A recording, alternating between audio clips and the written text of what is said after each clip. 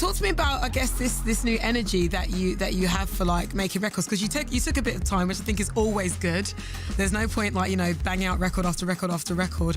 Does it feel different this time around? There is some difference, obviously, you know, getting older. I've got a family now, trying to balance out. When it was just me and, you know, I had no responsibilities and all I wanted to do was make music.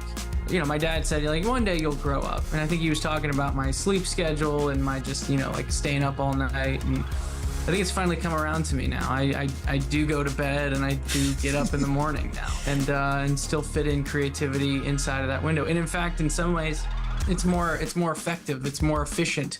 Why overcompensate to sort of, I guess, start this new journey with the fans? There's a lyric in the chorus that talks about a dangerous bend symbol, and it's a certain sign. It's like a zigzag sign that basically says, hey, up ahead, you know, slow down, there's a sharp turn. And I just remember thinking, it's kind of cheesy, I guess, but a bit of an analogy in certain seasons of my life where I would just completely ignore those sorts of signs and just, you know, go full speed ahead and kind of learn the hard way in some ways. So a bit of that overcompensating is, you know, overcorrecting your steering when trying to get back on, you know, on course. And, you know, it's interesting. I think in the UK, your dangerous bend symbol is slightly different than over here in the States. But just so you guys know, I was thinking of the one in the UK when I wrote it, and so not here. And it wasn't until afterwards I was driving in my hometown and realized, oh, that's way different. That one's big and yellow, and the other one's kind of like a triangle.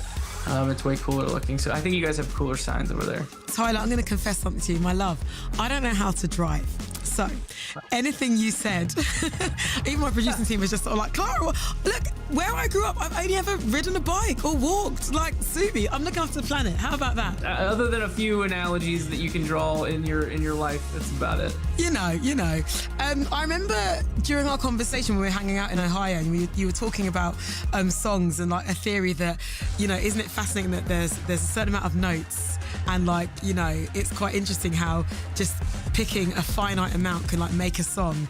And then there's that theory of like, maybe, you know, you only get access to a limited amount of notes in your lifetime. I don't know if you remember that conversation. Like, have you had that approach with this upcoming album as well? Like, are you finding like a new well of notes, or? I describe it as plucking out of two different pools of infinity. The first pool is the nothing to something, where there was at one point no song and now there's a song. You know, the creativity is sparked, you create something out of thin air.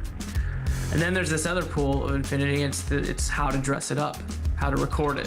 What's the structure, what instrument should be used in communicating the song, and that's the part that takes a long time. You know, I've worked on this record for a year, and there were times where I asked myself, is it supposed to be this hard? Is it supposed to take this long? And I have to remind myself, the part that actually takes really long is the how to dress it up part.